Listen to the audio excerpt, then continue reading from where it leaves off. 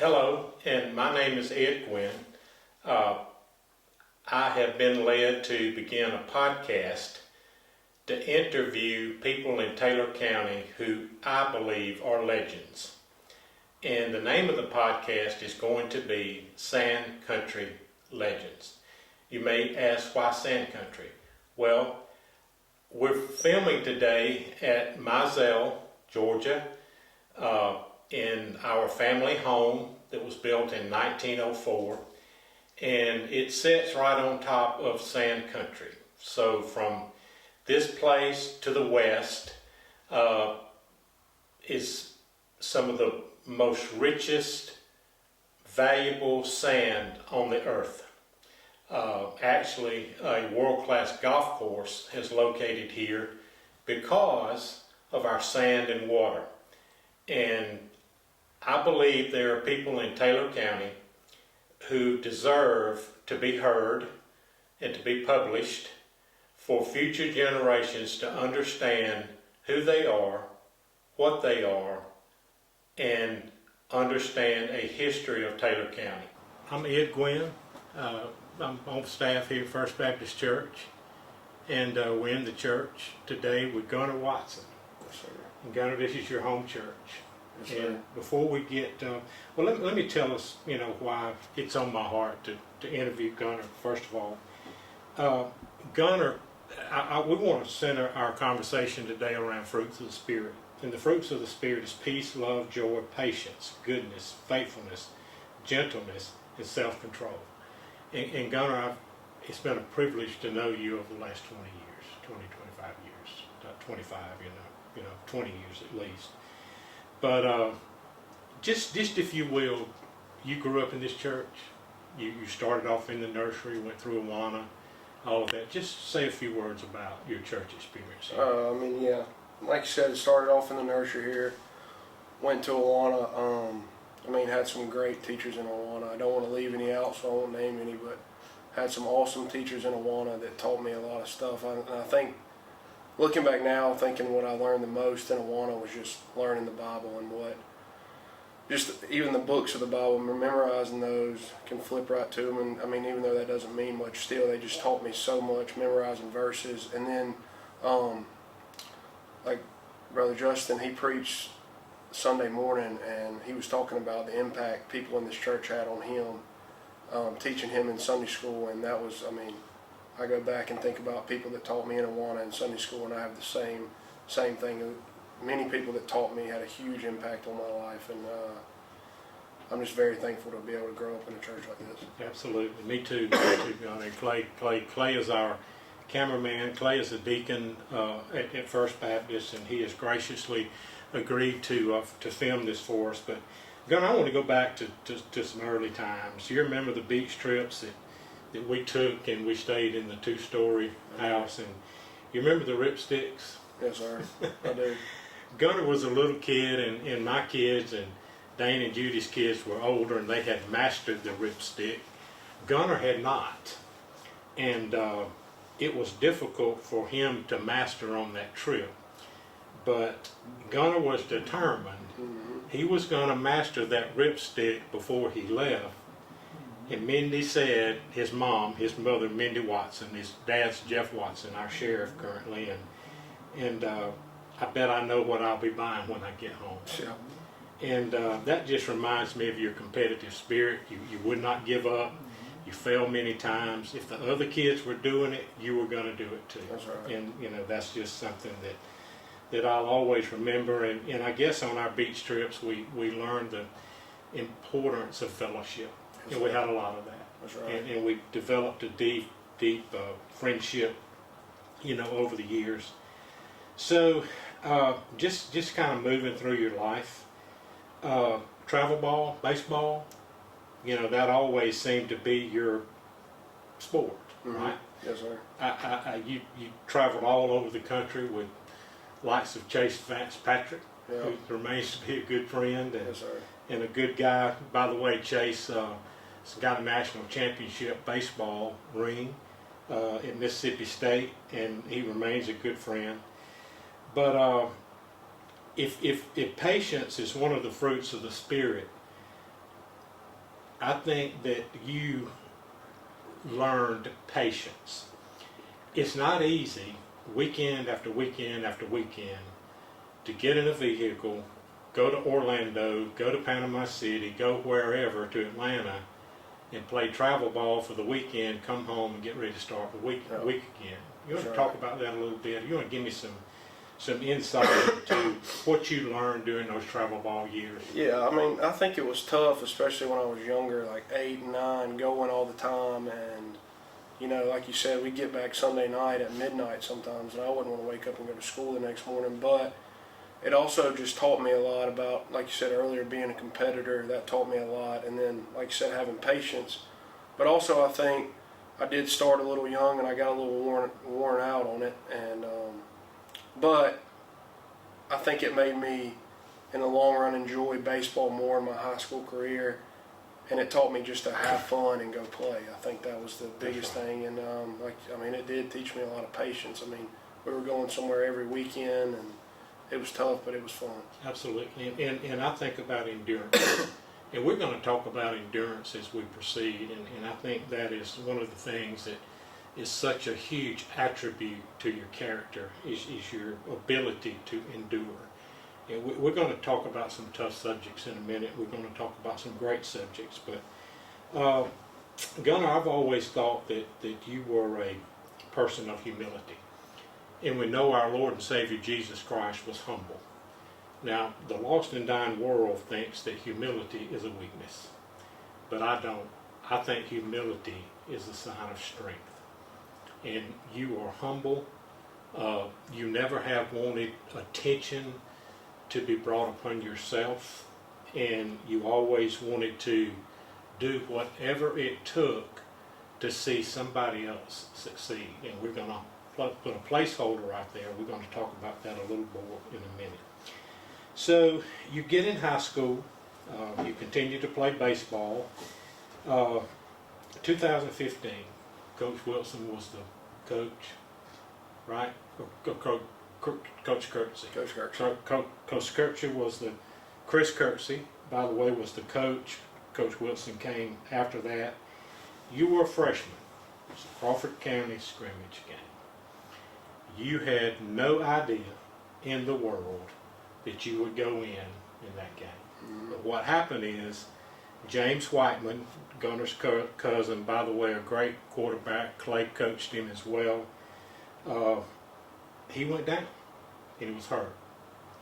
So pick it up there, Gunnar, and let's just talk about what happened next. Did you have butterflies? Well, going back, I mean, I was playing baseball. I always thought I'd play baseball, and I went out for football and knew I'd be the backup, but I never thought that I would step foot on the field that year, unless it was just cleanup minutes, you know, at the end of the games we were beating somebody.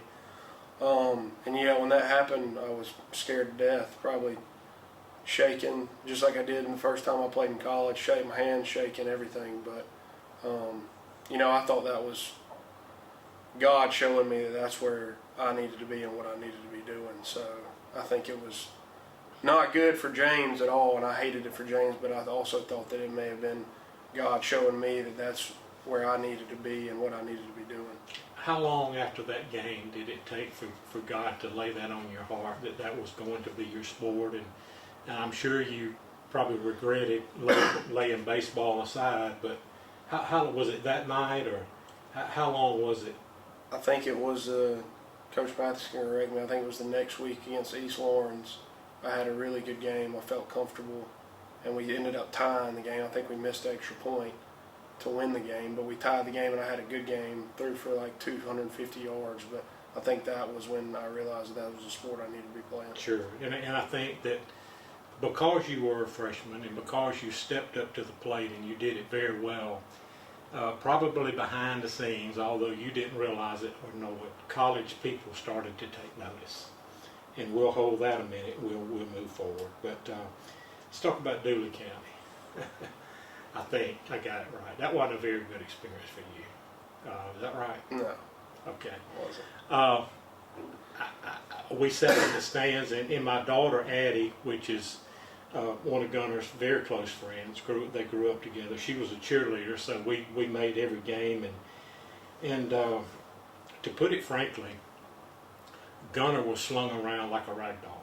I mean, you would look up and Gunnar would be spinning around in the air and hit the ground like a sack of potatoes. So Gunnar, let's talk about that, and how did that affect your life, and how did you get up and go from there? I think that was 10th grade over there, and I think we should have won that game. I think we got kind of gypped on that one at the end of the game. A little bit of home cooking. Yep, and I think that's when I realized that I could take a hit, and I was somewhat of a tough guy. At least I thought. They had a defensive end that was highly recruited, like the number 2 defensive end in the country. He actually ripped my helmet off one play, but I think I knew then that I had a little bit of guts and could get up and keep going. So. Yep. Yeah, that's true, and I didn't a couple times. And by the way, when things got tense at a football game, your mother would get along by herself. She didn't want anybody talking to her. She didn't want any confusion. She didn't want any interruption. She absolutely focused on you and what you were doing in your welfare. And we're going to hold that one a minute. We're going to talk about that one in a little bit. All right, let's talk about your senior year. And I want to start off by saying I have rarely seen emotion from you. I have seen a lot of fruits of the Spirit. I have seen a lot of things, but we just mentioned home cooking, and we were in Lincoln County. Mm-hmm. And if I can just get this started a little bit, just lay some groundwork. We got home cooked at Lincoln County. We were supposed to win the game. Everybody thought we were going to win. Lynn J. Dixon was big time on the college radar. Lynn J. wound up getting recruited and accepted by the Clemson Tigers, and that's another story. But what happened is Lincoln County actually flooded the field. And Gunnar, you can pick it up in just a second, but let me say a few words more. It was like stepping in a pond. Mm-hmm. And there was no way, and those guys were used to that. They practiced in it, and the excuse from the coach was, well, we had a water leak, we're sorry. And I think this is Coach Wilson, right? Mm-hmm. So Gunnar, pick it up from there, and let's just kind of tell us how the game went, and this goes back to some more of the endurance, your competitive spirit.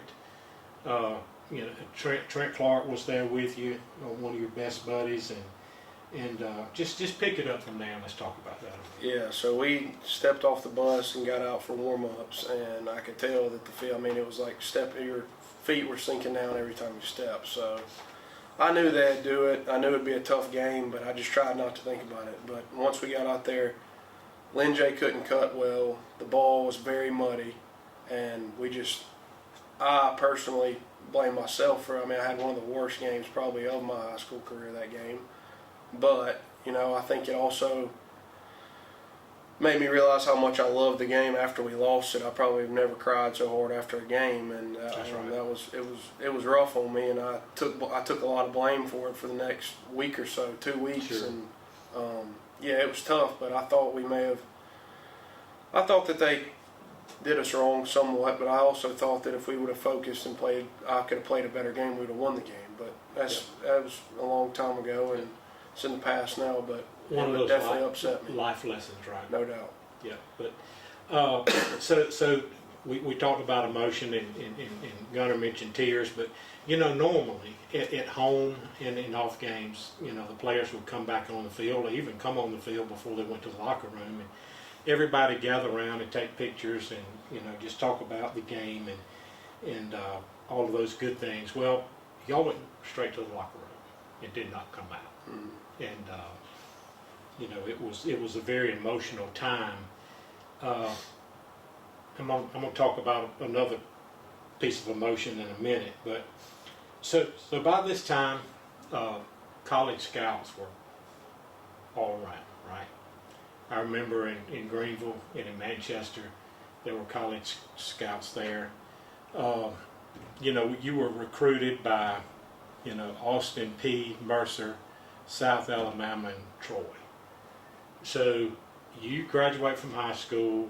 Why'd you pick Troy? What was attractive about Troy to you? Well, Troy University in Troy, Alabama. they were my first offer. That was probably the biggest, one of the biggest reasons I went there was because they were my first offer. It meant a lot to me, and it felt like that they believed in me and wanted me, so they took the first shot at me. And when I went on campus, they would treat me like I was wanted. So, Right. and the atmosphere in Troy, just kind of the small town atmosphere, somewhat a lot bigger than Butler, but still small town, and I felt like that I just fit in there. So that was the biggest reason I went there. That's right. And that turned out very well, which we're going to talk about in just a minute. That was Coach Neil Brown, right? Yes, sir. And he recruited you, and there was another guy that heavily recruited you, and what was his name? Coach Sean Reagan. He's actually Reagan. He's the quarterback coach and offensive coordinator at Troy right now. Back at Troy. He Yes, was at West Virginia with Neil Brown, so he's back at Troy. So this would be that was COVID year, right? 19, what? Was the year before? No, 18 was my first year at Right. Troy. So you were redshirted. Yes, sir. You didn't play. I played in 3 games, appeared in 3 games. Appeared in 3 games. In 2019, who was the quarterback then? Caleb Barker. Caleb Barker, that's right. And then 2020, Caleb graduated, right? Yes, sir. And you were the heir apparent, right? Yes, sir. You were supposed to step up to the plate and Yes, sir. be quarterback number 1. Yep. And you were, right? Yes, sir. For a time. Well, Neil Brown went on to West Virginia, so he left and all of his staff left. And this guy came in named Chip Lindsey. Yes, sir. And this is probably the most toughest time that we'll have today. And he wanted to bring in his own guy. His name was Taylor Powell. Mm-hmm. And I think y'all are friends to this day. We are. And that, to me, is indicative of your character. And this is one of the life lessons that you've learned. And by the way, I can tell you, you're going to encounter Chip Lindsey the rest of your life. And you learned how to deal with those kind of people. Mm. So talk about that. Let's just pick it up there and just kind of tell us what happened and how you went through that season. Yeah, so 2020, Coach Lindsey was the coach. He named me starter. I started, I think, 8 games. I got hurt and missed 3 or 4, something like that. But 2021. And your backup at that time was Jacob Free. Jacob Free. Yep. And 2021 comes around. They bring in Taylor in the spring. I thought I had a very good spring. Felt like I had the team behind me. Same thing goes into the summer, to fall camp. I feel like I have the team behind me. Well, he tells me in fall camp, probably 2 weeks in, that Taylor's going to be a starter for us. So, you know, I was upset. It happened. I was really upset, but I just came in the next day, prepared like I was a starter, and continued to prepare like I was a starter. And you know, we go 5 games in. The season is not going how it should be going. We weren't winning. I mean, I think we were 2-3, and Taylor kind of got hurt a little bit in his knee and wasn't really able to play, so I got to play the next game against Georgia Southern. We ended up winning that game, and I got to continue starting the rest of the year. Right. So, All right, we're back from our break, and we're talking about Coach Chip Lindsey and Taylor Powell. Let's talk about Taylor a little bit more. During the middle of all that, I think Taylor lived out west somewhere, and he was about to catch a flight from Panama City Beach. mm-hmm. And it was our time at the beach, and you were with us that week, and you asked me, could Taylor come and spend the night? And I said, of course. And although he was your adversary, if the way the world would describe it, you accepted him and invited him in with open arms, and I think y'all played cards to the wee hours of the morning. I don't know how much rest Taylor got, but I remember you saying that in a press conference that if the shoe was on the other foot, I'm sure Taylor would support me like I support him. You remember saying that? Yep. Now, Gunnar, the media never would accept the fact that you were not quarterback number one. They never accepted it. And I remember one post-game interview that one of the reporters said that, Gunnar, you are quarterback number one. You're just not playing right now. And, they didn't like it. Yeah. The media did not like that decision. But ultimately, the right thing prevailed. And you are better for it. Chip Lindsey wound up being released and terminated from Troy University. And that's just one of those life lessons. And I have to sit here and wonder, and I have to sit here and think, how many kids would throw up their hands and walk off the field and say, if it's not all about me, I'm going to quit. And I don't think that thought ever entered your mind, did it? No, it didn't. Yep. Because I felt at the time that I was very close with our team, and I felt like that they still needed me to be there for them, even though I wasn't on the field with them. I still felt that they needed my support. I felt Taylor needed my support. I felt the team needed my support, so I felt that it was best for me to stay. And Taylor coveted your sport, didn't he? Yes. He wanted it. He Yes, got sir. it, right? Yes, sir. And I think y'all are friends to this day, Yeah, right? they are. Yes, sir. Yeah. So Chip Lindsey era is over. 22, John Summerall comes. Yes, sir. A whole new day, a whole new ball game. So Gunnar, you're quarterback number one in 22 and 23. 2022 Sun Belt Conference title. MVP of the Sun Belt Conference. Talk about that experience. And of course, y'all beat Army. Is that right? Yeah. Beat Army for the conference No, championship. beat Coastal for Beat the Coastal for the next year. You beat Army in 23. Coastal, you were able to beat. And talk about that and how did that all take place and what was going on? Yeah, when John Summerall came in, it was just a whole different ball game. Just a different guy. He brought in Coach Craddock as the offensive coordinator, quarterback coach. I think they really are part of the reason that I played so well, and I felt like I changed as a person when they came in. I took football more serious. I took life more serious. I took relationships on the team more seriously, and they really helped me out with that. And I think our season, I think they changed the whole team, and the season, it showed that, and it reflected what we had put in, what work we had put in, and how they had changed us. And it was just awesome being able to do that. And then 23, we beat App State. They had beat us the year before on a Hail Mary. That's right. And then we beat them. Army, yeah. We beat them in 2023 in the championship game, and it was, back-to-back championships. Coach Summerall ends up getting another job, but he deserves everything he gets. Sure. And best coaches, some of the best coaches I've ever had. Right. So. Now, Coach Craddock is with Coach Summerall Yes, at sir. Tulane, right? Yes, sir. So a couple of weeks ago, they invited you to come to Tulane. Talk about that a minute. Yeah, it was- Why and how, and how'd that come about? What'd you do when you got there? Me and Sarah just had talked about going to watch them in spring game. We're just going down there. And one of my buddies is a graduate assistant who played with me at Troy. He's a graduate assistant at Tulane. So me and another buddy, his girlfriend and my girlfriend, went down to Tulane. We got to Craddock's house Friday night, and then went and ate on Bourbon Street with our buddies Friday night. And then I stayed with Coach Craddock all weekend, got to watch the spring game on Saturday, hang out with a bunch of the coaches, hung out with Coach Craddock's family. It was just an awesome time. Yeah, that's good. And that speaks well of you. And what I see is although, Coach Summerall and Coach Craddock are not at Troy, that did not stop them from continuing to make an investment in you. And I want to talk about investment for a minute. I believe that the church is about making investments in people. And you certainly have. And you mentioned friends. And I want to talk about some of those friends that you have made an investment in. And by the way, Gunnar is a type of guy that just attracts everybody.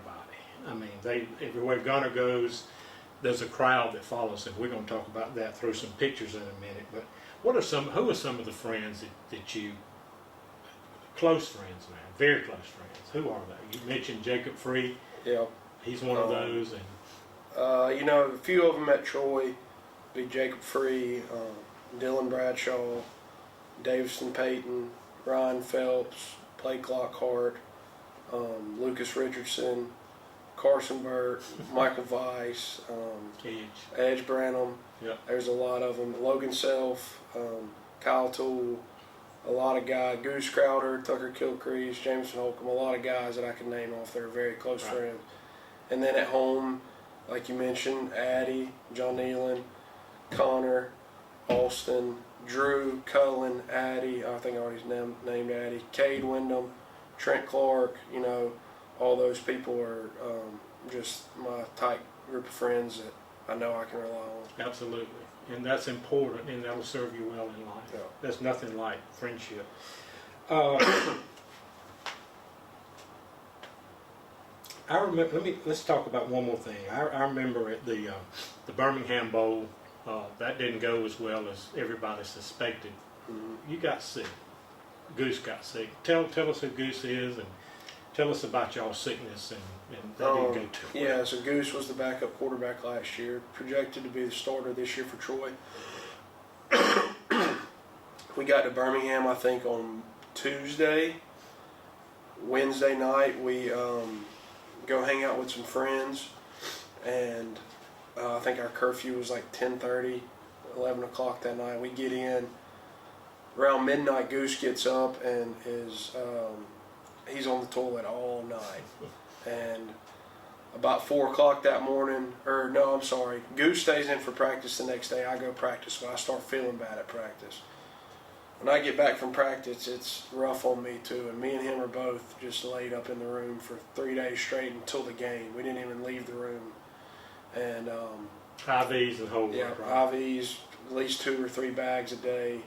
And get to the game, and I always tell people at that game, usually I'd have butterflies before a game, but at that game I felt nothing because I just felt so bad. And Goose was the same way. I think he had started healing or getting better a little bit quicker than I did because he caught it before me. But we were both feeling rough, but we fought through it that day. The game didn't go how we wanted it to go, but yeah, it was rough on us, but still another learning lesson. And I mean, I gave it all I could, I will say that. You did, and we were there to celebrate with you. And let's talk about fanfare a minute. I don't think you ever realize, and maybe don't realize, the fan base that you have, and you've got one.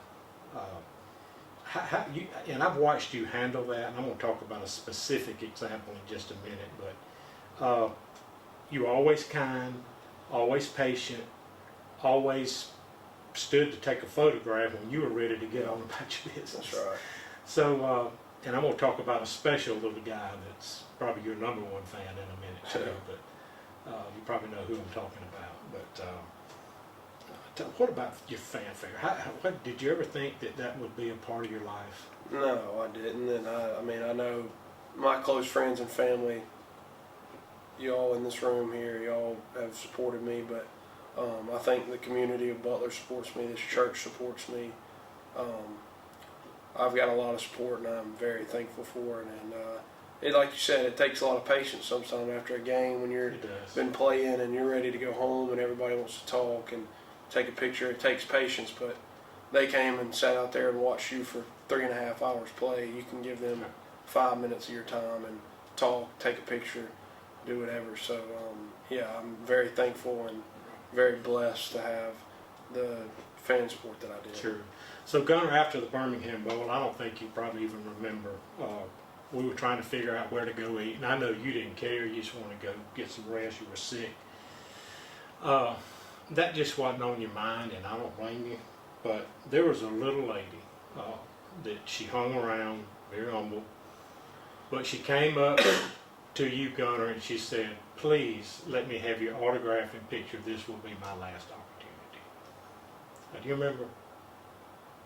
I think I do. Yeah. Yes. And you, yes. and you, as tired as you were, you stood and take time. Yeah. And that is when I realized how deep the affection from your fan base, from the Troy people in the state of Alabama had for you. And that speaks volumes. You didn't know her, but she knew you. Yeah. And she knew what you stood for. Yes, sir. And I can kind of imagine that picture's on her mantelpiece right now. Yes, sir. Yeah. Yes, sir. So, all right, so here we are. So, this is the last few days in Butler, Georgia for a while.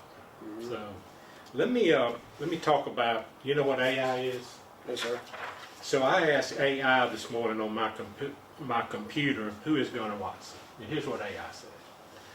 Gunnar Watson is an American football quarterback who played college football for the Troy Trojans and is currently with the Buffalo Bills of the National Football League.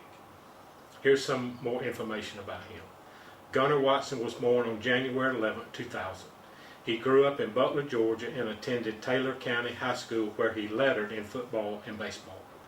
He was rated a 3-star recruit and committed to play college football at Troy over offers from Austin P. Mercer in South Alabama. During his time at Troy, he had a successful career, including being named the MVP of the 2022 Sun Belt Conference Football Championship game. In 2023 season, he had impressive stats with 3,569 yards, 27 touchdowns, 6 interceptions, earning a QBR of 64.0. You agree with all that? Yes, sir. Let's talk about, I guess, the love of your life a minute, Sarah. We've known Sarah for, what, 3-4 years now? Yes, sir. And just a wonderful girl, and can't wish Sean anything but the best as the future rolls out. But I want to talk about a few folks. John Summerall, you remember this picture? Yeah. Tell me about it. This was after For the camera. This was after the championship game, and he was the one person I was looking to find because I felt that our team was back-to-back champs mostly because of him and how he had impacted everybody's life on that team, and I felt that he had a huge one on mine, and I had to find him and give him a hug. Yep. Let's talk about this one. Best picture's ever been made, in my opinion. Tell me about this guy. This is after the Cure Bowl. That's my granddad. Definitely one of my biggest role models. Has really done anything and everything for our family. Has set an example, is the best I could say. Set an example of what kind of person to be, what kind of work ethic to have, and how to be a good Christian man that is caring, humble, and loving. Absolutely. Here's part of that fan base. Here's the Taylor County fan base. I don't know that folks on the camera can see it very well. Yeah. But there's a young guy in that picture. Of course, your sister Bree is in that picture. We don't want to forget Bree. You were how old when Bree was born? 11. Bree was born at some early, she was very premature, stayed in the hospital about 3 months. But there's a guy here named Carson Pounds. Mm-hmm. And if I had to name your number one fan, it would be Carson Pounds. I don't think he missed a game. And I think that he could get on an airplane with you Thursday. He would stow away in your luggage and go. Probably would. So you could ask Carson, where is Gunnar? Well, he's right there. Carson, what happened on that play? Well, so-and-so, they just didn't make the play. He knew where Gunnar was every minute. Yeah. And he was your number one fan. There's a lot of folks in that picture that love you and support you, and I think that's a good picture.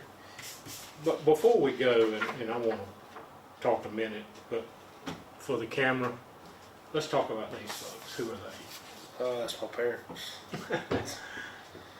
Done a lot for me.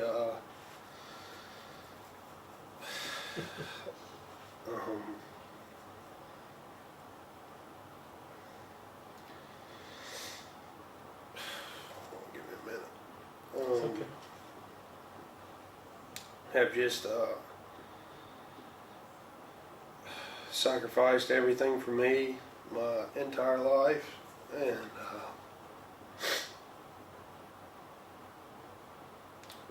I could never repay them. So that's all I probably can say. That's okay, Gunnar. And for our audience, Jeff Watson is our sheriff. He's Taylor County Sheriff. He's not running again. So a lot of things are changing in the Watson family this year. He's running for county commissioner. He's accepted a position at our golf course out in Mock as head of the security team. And Mindy Barrow Watson is at Barrow Automotive and Barrow Guns every day. And by the way, if you haven't been to Barrow Automotive or Gun Shop, probably one of the biggest gun dealers in the country. If you want a firearm, you can come there and get it. People come from all over the world there. So, I don't know how AI knows that you're currently with the Buffalo Bills. I don't know that you know that, do you, Gunnar? Yeah. So, tell us about the Buffalo Bills and how did this come about? So you were not drafted, right? No, sir. It's basically a pretty much a 3-day trial that I will have the opportunity to get signed, or they could cut me. I really was kind of discouraged after pro day. I didn't really talk to anybody, didn't call anybody, or get a call from anybody. But Saturday when I was in New Orleans at the Tulane spring game, I got a call from the Bills, and they invited me to minicamp, and I have the opportunity to go up there Thursday, have practice Friday and Saturday, and show what I got and try to get signed and make the team. Right. But that's some good signs, right? Yes, I mean, sir. they did not draft a quarterback. Yeah, that's They've right. got a number 1, number 2. They don't have a number 3, right? Yes, sir. So what positions could you, what opportunities could you have at Buffalo if things work out? Yeah, I mean, I could get signed and potentially try to make the roster in June. And if that doesn't work, then I could potentially try to make the practice squad and Right. just give the starting defensive look for the upcoming games. So I mean, that's an Right. opportunity that I would Sure. love to have. Sure. It's been said that of course you've had an agent for some number of months. That I think your agent, when he was talking about you, what is there to not like about Gunnar Watson? And I believe that one of the things that the Buffalo Bills like about you is your brain and your ability to assess the defense and make adjustments. And I've asked your dad 1,000 times, Jeff, how is it that Gunnar can walk up to the line and assess the complete situation on the defensive side, tell the guys in the backfield, tell the guys what to do, where to go, how to go, in a matter of seconds? Mhm. How's that happen, I mean, it takes a lot of time. Knowing your Study. guys, studying, film study, Gunnar? Right. game plan study. It takes a lot, and Yeah. it's a full week of preparation from Sunday till Friday night. Right. Which you dedicated a lot of time to. I did. All right. Well, that's all. And for our audience, wherever this goes, this is the first of what I hope to be many interviews. I teach a senior adult Sunday school class here at First Baptist, and every Sunday I highlight a young person that is a product of this church to help them, with a lot of senior adult newcomers, to help them understand how important the investment in our young people is. And Gunnar, you mentioned your early life in this church. A lot of folks made an investment in I you did. and continue to do so. Yes, sir. And we just wish you the best on Thursday. We pray for your traveling safety and that everything will go well this weekend. Yes, sir. So when you coming home? Sunday I'll be flying back. Sunday you'll be flying back. Yes, sir. Okay. Waiting to hear? Yes, sir. All right. Well, that's it. I thank you. Anything you want to close with? I just appreciate this church, Mr. Ed, Coach Mathis here have been a big part of my life as well, and just appreciate this church and everything it's done for me. This is John Summerall, head football coach at Tulane, previously head coach at Troy. Coach Gunnar Watson at Troy for 2 years, and I cannot tell you how proud I am of Gunnar. One of the toughest, most dependable, consistent, reliable people I've ever been around. And to watch how he led our team to back-to-back conference championships and overcoming adversity through all the ups and downs, but being consistent every day and never wavering in his commitment to his development. I'll never forget after the 2023 conference championship game, Gunnar picking me up in celebration, and I was just so proud of him for him seeing the job all the way through and finishing the job the right way.